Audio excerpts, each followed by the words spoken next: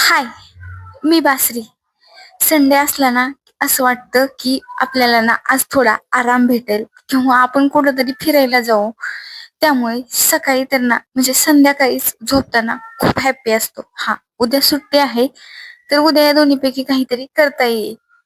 पण ना सकाळ झाली आणि घर बघितलं ना असं वाटतं, अरे हे आपण आवरून तर आपल्याला काही बाहेर जाणं शक्य नाही होणार. कारण हे जर आज नाही केलं तर ते 8 दिवस तसंच राहून जाईल. आणि त्यामुळे जेव्हाच तेव्हा केलेलंच केव्हाही बरं. त्यामुळे ना संडेला ना कुठं फिरायला जाता तर येतच नाहीये. पण ना दिवसभर आपण घरामध्येच बसून ही साफसफाईची कामे आहे ना तेच करण्यात दिवस कसा जातो तेही समजत नाही.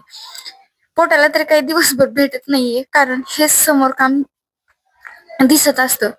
असं वाटतं आता हे झाले की आपण जेवण करून घेऊ किंवा जेवण बनवायला सुरुवात करू. नंतर वाटतं हा आता थोडंच बाकी आहे तर ते झाल्यास आपण जेवण करू. पण असं म्हणत म्हणत ना टाइमही निघून जातो आणि जेवण करायला तर काही टाइमही नाही भेटत. त्यामुळे ना हेच करण्यात दिवस कसा निघून जातो ते समजतही नाही. आणि बघत बघत निम्म्याच्या वरी सुट्टीही संपत आलेली असते. पण काय करणार, घर आपलं आहे म्हणल्यास आपणच क्लिनिंग करावी लागणार आहे. त्यामुळे ना याच्याकडे पण लक्ष देणं तेवढंच महत्वाचं आहे. कारण 8 दिवस तेवढी काही डीप क्लिनिंग होत नाहीये आणि वरवरची साफसफाई आणि मग 8 दिवसातून एकदाच पूर्ण घर साफ करायला घ्यावंच लागतं. त्यामुळे ना संडे सुट्टी असते.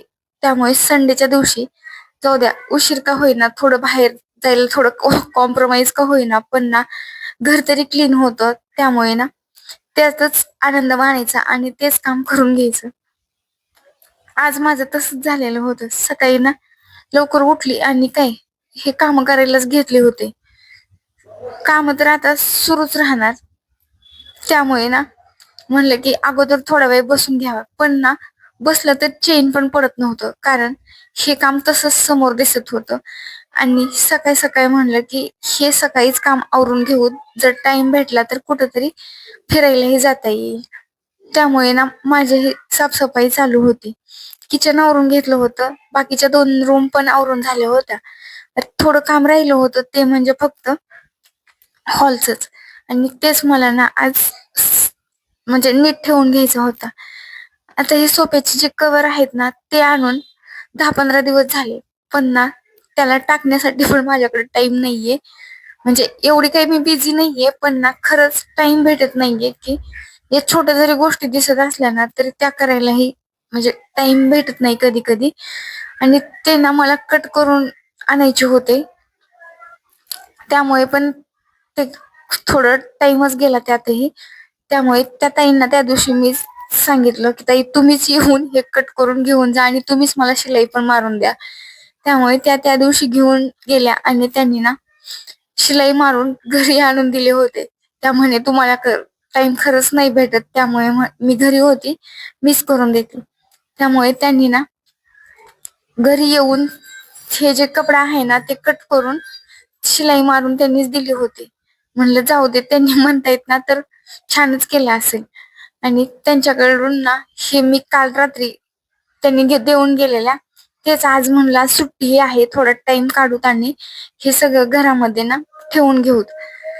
आता हे ना मी आणून 15 दिवस झालेले. आणि मला ना हे घेण्यासाठी मी इतकी यांच्याकडे घाई केली होती की तुम्ही घेत नाहीयेत म्हणून. आणि हे मला दररोज टोमणे मारत होते की घेऊन आता 15 दिवस झाले तरी तू टाकलेले नाहीयेत म्हणून. फक्त घेण्याचीच हौस. पण तसं काही नव्हतं. थोडा टाइम मुळे ना थोडं टाकायला पण थोडा मला लेटच झाला. म्हणलं जाऊ दे, आज ना टाइम काढून आपण हे सगळं क्लिनिंगचं करतच आहोत, सेट पण थोडं थोडं करतच आहोत, तर ना याच्याकडे पण थोडा टाइम देऊत. आणि हे ना आज काहीही झालं तर आपण ना सोफा कव्हर टाकूनच घेऊ. हे टाकल्यामुळे तर ना घराचा थोडा लुकच चेंज झाला होता. म्हणजे मला तर खरंच खूप छान वाटत होतं.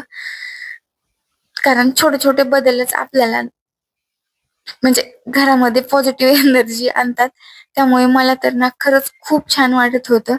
आणि म्हणजे माझा मोबाईल एवढा क्लिअर व्हिडिओ नाहीत दाखवत, त्यामुळे तुम्हाला थोडं बघायला वेगळं वाटत असेल, म्हणजे क्लिअर नसेल दिसत, पण ना मला ना असं रिअल मध्ये बघायला ना खरंच खूप छान वाटत होतं. कारण हा माझा प्रत्यक्षात अनुभवायचा थोडा वेगळाच आनंद होता. त्यामुळे ना मला खरंच मनापासून खूप छान वाटत होतं. थोडंफार काम झालंच होतं आणि थोडंफार बाकी होतं. म्हणलं आता थोडं राहिलेलं आहे तर तेही करून घेऊत आणि बाकीचं ना नंतरच आपण करायला घेऊत. हे सगळं झालं होतं आणि आता हे पण ऑफिसला गेलेले होते. त्यामुळे म्हणलं की आता घरात कोणी येणार नाहीये.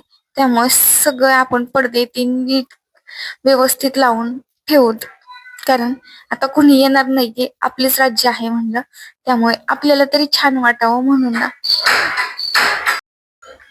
आणि हे जे पडदे आहेत ना ते मी ऑफलाईनच आणलेले होते.